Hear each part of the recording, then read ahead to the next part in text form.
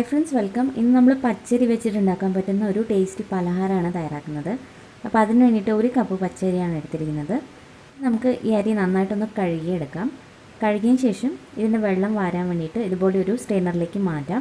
ആ സമയം കൊണ്ട് നമുക്ക് മറ്റൊരു പാനിലേക്ക് 1 ടേബിൾ സ്പൂൺ എണ്ണ ഒഴിക്കാം. ഇതിലേക്ക് 1/2 ടീസ്പൂൺ കടുകും 1/2 ടീസ്പൂൺ ഉഴുന്ന് പരിപ്പും കൂടി ചേർക്കാം. പരിപ്പിൻ്റെ കളറൊന്ന് മാറുന്നവരെ വഴറ്റിയെടുക്കാം. ഇനി ഇതിലോട്ട് 1 കഷ്ണം ഇഞ്ചി ചെറുതായിട്ട് കട്ട് ചെയ്തതും കൂടെ തന്നെ 2-3 പച്ചമുളകും ചേർക്കാം. പച്ചമുളക് നമ്മുടെ എരിവിനനുസരിച്ച് ചേർക്കാവുന്നതാണ്. പിന്നെ നമുക്ക് കുറച്ച് കരിവേപ്പിലയും ചെറുതായിട്ട് കട്ട് ചെയ്ത് ചേർക്കാം. ഇത് ഇത്രയും കൂടി നന്നായിട്ടൊന്ന് വഴറ്റിയെടുക്കാം. ഇത് അത്യാവശ്യം ഒന്ന് വഴണ്ടതിന് ശേഷം ഇതിലേക്ക് സവാളയാണ് ചേർക്കേണ്ടത്. ഒരു വലിയ സവാള ചെറുതായിട്ട് കട്ട് ചെയ്തതാണ്, അതും കൂടി ചേർക്കാം. വഴറ്റിയെടുക്കണം. ഇതിന് കൂടെ ആവശ്യത്തിന് ഉപ്പും കൂടി ചേർക്കാം. ഇനി ഇതിലേക്ക് ഒരു 1/4 ടീസ്പൂൺ പെരുങ്കായപ്പൊടി കൂടി ചേർക്കുന്നുണ്ട്. ഇത് നമ്മൾ സാമ്പാറിലൊക്കെ ചേർക്കുന്നതാണ്. അപ്പോൾ ഇതൊരു ഫ്ലേവറിന് വേണ്ടിയിട്ടാണ് ചേർക്കുന്നത്. ഇഷ്ടമല്ലെങ്കിൽ നമുക്കത് ഒഴിവാക്കാവുന്നതാണ്. വീണ്ടും എല്ലാം കൂടി ഒന്ന് വഴറ്റിയെടുക്കണം. ഇനി നമ്മളിതിലേക്ക് തേങ്ങയാണ് ചേർക്കുന്നത്. ഒരു 1/2 കപ്പ് തേങ്ങയും കൂടി ചേർത്തിട്ട് ഒരു 1-2 സെക്കൻഡ് നേരത്തേക്ക് ഒന്ന് വഴറ്റിയെടുക്കാം. തേങ്ങ ചേർത്തതിന് ശേഷം കുറേ സമയം വഴറ്റേണ്ട ആവശ്യമില്ല. ഇതിപ്പോൾ ആയിട്ടുണ്ട്. ഇനി നമുക്കിത് ഉടനെ തന്നെ മറ്റൊരു ബൗളിലേക്ക് മാറ്റാം. അപ്പോൾ ഈ സമയം കൊണ്ട് അരിയും നന്നായിട്ട് വെള്ളം മുഴുവനും വാർന്ന് നല്ല ഡ്രൈ ആയി കിട്ടിയിട്ടുണ്ട്. ഒട്ടും തന്നെ വെള്ളത്തിൻ്റെ അംശമില്ല. ഇനി നമുക്കിതൊന്ന് പൊടിച്ചെടുക്കണം. പൊടിച്ചെടുക്കാമെന്ന് വെച്ചാൽ ഒരുപാടങ്ങ് ഫൈൻ പൗഡറായിട്ടല്ല, റവയുടെയൊക്കെ ഒരു പരുവത്തിൽ വേണം നമ്മളിത് പൊടിച്ചെടുക്കാനായിട്ട്. ഇത് പൊടിച്ചെടുത്തിട്ടുണ്ട്. നല്ല തരി പോലെ പൊടിച്ചെടുക്കുക. റവയുടെയൊക്കെ ഒരു പരുവത്തിലാക്കിയെടുത്താൽ മതി. അപ്പോൾ ഇത്രയാണ് നമ്മൾ പൊടിച്ചപ്പോൾ കിട്ടിയത്.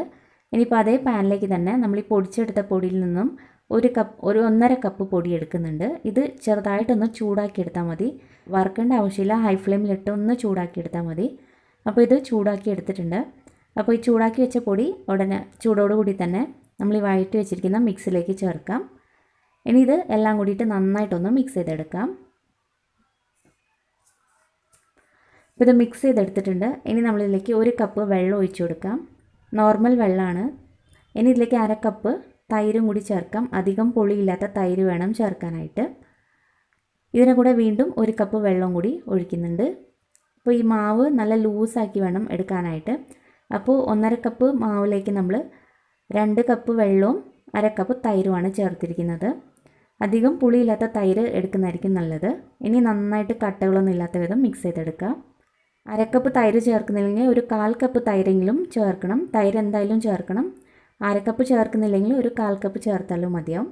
അപ്പോൾ നമ്മളിത് മിക്സ് ചെയ്തെടുത്തിട്ടുണ്ട്. ഇത് മിക്സ് ചെയ്തതിന് ശേഷം റെസ്റ്റ് ചെയ്യാനൊന്നും വെക്കേണ്ട ആവശ്യമില്ല. ഉടനെ തന്നെ നമുക്കിത് ഉണ്ടാക്കിയെടുക്കാം. അപ്പോൾ ഇതിൻ്റെ ഒരു പരുവം കണ്ടില്ല, ഇതുപോലെ ഇരിക്കും. നല്ല ലൂസായിട്ട് വേണം മാവ് മിക്സ് ചെയ്തെടുക്കാനായിട്ട്. അപ്പോൾ നല്ലപോലെ തന്നെ ഇത് മിക്സ് ചെയ്തെടുക്കണം. കാരണം തരിയായ കാരണം അടിയിലിങ്ങനെ തങ്ങി നിൽക്കും. അപ്പോൾ നല്ലപോലെ ഇത് മിക്സ് ചെയ്തെടുക്കാം.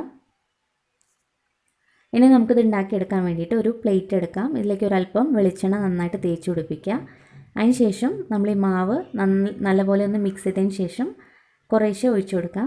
ഇത് ഒരുപാടങ്ങ് കട്ടിയിൽ ഉണ്ടാക്കരുത്. കുറച്ചൊരു കനം കുറച്ച് ഉണ്ടാക്കുന്നതായിരിക്കും നല്ലത്. ചെറിയ പ്ലേറ്റ്സ് ഒക്കെ ഉണ്ടെങ്കിൽ നമുക്ക് ചെറിയ പ്ലേറ്റിലും ഉണ്ടാക്കിയെടുക്കാവുന്നതാണ്. പരന്ന പ്ലേറ്റ് ആയിരിക്കണം. അപ്പോൾ ഈ ഒരു പ്ലേറ്റിൽ നമുക്ക് 4 ഇഞ്ച് കട്ടിയിൽ ഉണ്ടാക്കിയെടുക്കാം. അപ്പോൾ ഇത് ഇതുപോലെ മാവ് നിറച്ചതിന് ശേഷം നമുക്ക് ആവിയിലിട്ട് വേവിച്ചെടുക്കാം. അപ്പോൾ നേരത്തെ സ്റ്റീമർ നന്നായിട്ട് ചൂടാക്കി എടുത്തിട്ടുണ്ട്. ഇതിലേക്ക് ഈ പ്ലേറ്റ് വെച്ച് കൊടുക്കാം.